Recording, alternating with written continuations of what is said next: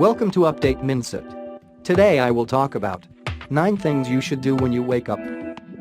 I don't know if it's my creative sensibilities that have always drawn me to the night rather than the morning, but I always struggle to do anything productive in the first hour after I wake up. So many mornings I wake up and do 2 uninspired things: check my phone, look at new emails and my social media feeds, turn on the TV, and watch the news for an hour. Usually CBS. This morning I've been lucky this semester to get teaching assignments in the afternoon, so my mornings have mostly been free 7 days a week since August. The problem with filling my life with screens for the first hour of the day is that it completely sucks away my productivity. I struggle to get inspired when I've been watching TV for too long in the morning and have been glued to my phone and have gotten pretty much nothing accomplished. It's relaxing, I guess, but it doesn't do a thing for my productivity. In the last few days, I've tried to mix up my activities when I wake up, and I've finally started having much more success throughout the morning and more productivity throughout the day. Here are 9 things you should think about trying in the mornings to come. Number 1. Keep screens turned off for 30 minutes. This is the main change I've made in the last week, and I've already noticed a huge difference in my attitude for the rest of the morning. We're so wired to immediately check our phones, want to make sure we haven't missed anything in those few hours we were asleep, and it's a practice I've finally stopped. I check one thing: my emails. Once every few weeks I have an email in my inbox in the early morning I simply have to respond to for whatever reason that I shouldn't wait for. But I leave that deep dive into the social media feeds for later. For at least 30 minutes. It will all still be there in a half hour, after all.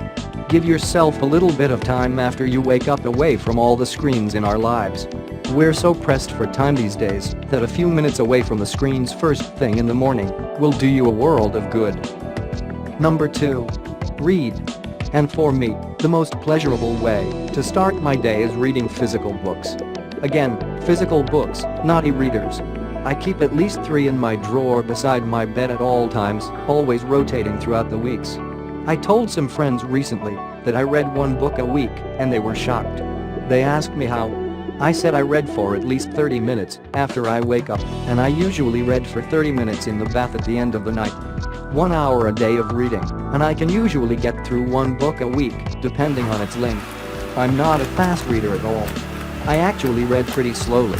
But just like how writing a little bit every day can result in tons of words a year, reading a little bit every day can also allow you to read lots of great books throughout the year. Better yet, reading is a great way to start your morning because it strengthens your mind. Instead of just mindlessly scrolling through social media feeds and watching the news and tons of commercials, you start the day feeding your mind, not destroying it. Reading is a great relaxer, and it's a simply fantastic way to start your day. Number 3. Meditate. I went on a meditation hike for the first time in my life in September, and it was one of the most gloriously calming mornings I've spent in a long time. I walked with my mother through a forest and enjoyed short and long meditations throughout the hike. I was on cloud 9 for the rest of the day. I never meditate. I always feel like it's a waste of time when actually, it will add to your time and boosts your productivity throughout your day. There are lots of meditations you can try. You can do it for just 5 or 10 minutes if you'd like. There are so many ways. Just in your bed you can find some inner peace before you conquer the craziness of your day. Finding something that calms you down first thing will help you for hours on end. Meditation is definitely something you should look into. Number 4. Drink green tea. Okay, you can have coffee too, of course, but I've always found a cup of green tea to be an excellent way to start my day. There are so many benefits to green tea. It's such a healthy drink, and once you start drinking it every day, you really start to develop a taste for it. I kind of crave it now every morning, and I always notice a little boost to my mood after I drink it. Now, a few things about green tea. I get nauseous if I drink it on an empty stomach, and it might make you nauseous too. It's best to drink it with a little food. It doesn't have to be a full breakfast if you don't want it to be. It can be something small, like some fruit or a slice of toast with peanut butter. But do eat something with it if you can.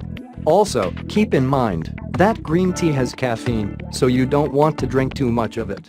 My advice is 2 cups a morning tops. Furthermore, be careful not to drink the tea when it's too hot. I've actually read articles about how drinking too much hot tea day after day can damage your throat. So enjoy green tea in moderation and make sure it's lukewarm before you drink it. Number 5. Exercise. This is something I used to do all the time in the morning during my 20s, and I've tried, finally, to start it up again. For so long I found myself using the morning and afternoon to complete my tasks, like my writing and my teaching, and then I would go for a run or go to a gym in the early evening when all the major tasks have already been accomplished. But you know what? It's important to mix things up sometimes, and I've finally started taking my dogs on a few short runs in the morning lately, rather than in the afternoon or evening. They're always more energetic in the morning anyway, so it works out for all three of us. You can do any kind of exercise you want. I personally love to go for a jog around the neighborhood. It's free, it's easy, you get some fresh air, and you can be out and back in 30 to 40 minutes. My gym is a 10-minute drive away, so when I go to the gym, there's an extra 20 minutes on top of the workout session itself.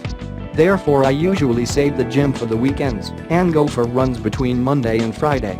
The important thing about exercising in the morning is that it will benefit you for the rest of the day in more ways than one. Exercising first thing will keep you fit physically and mentally. It will get you excited for the day to come. It will get you motivated to be more productive for the rest of the morning and throughout the day. Number 6. Take a shower and put on fresh clothes.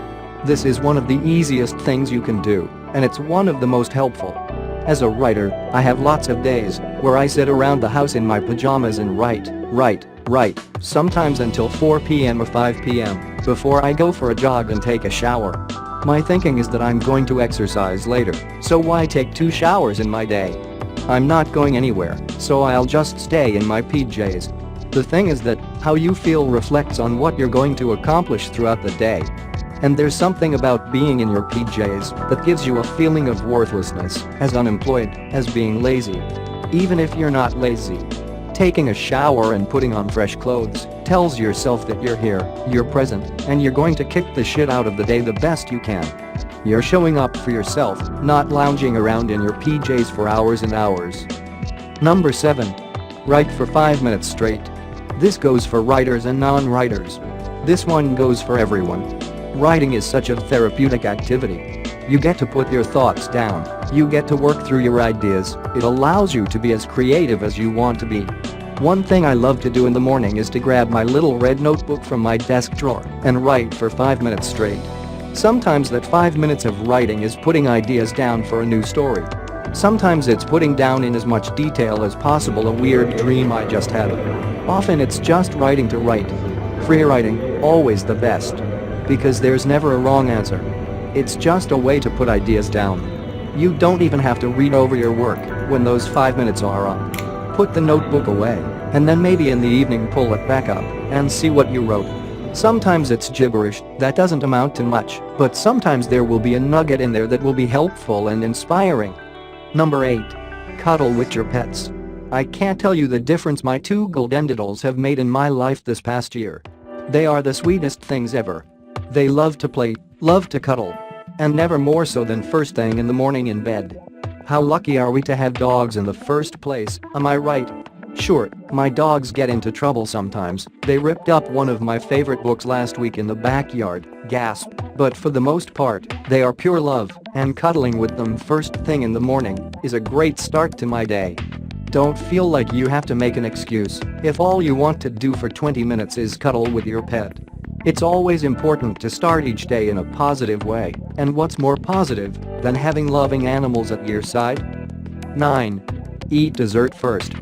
One more excuse you shouldn't have to make. Eating dessert first thing. We're so programmed to eat a certain kind of thing for breakfast, a certain kind of thing for lunch. And of course, you're programmed to save that special sweet for the end of your day. Sure, I love to have some dessert at the end of a long day. It's so relaxing to enjoy a tasty dinner, then follow it up with something chocolatey, something savory. I try to be good. I try to alternate my desserts between healthy and not so healthy. I try not to go completely nuts with my sweets. But one final thing you should do when you wake up and eat dessert first. No, don't have a giant bowl of ice cream or a slice of caramel swirl cheesecake. But a little something sweet on the mouth can fill you with joy, and what's wrong with that? Some of my favorites for the morning: a piece of dark chocolate, a chocolate-covered strawberry, or bananas Foster style.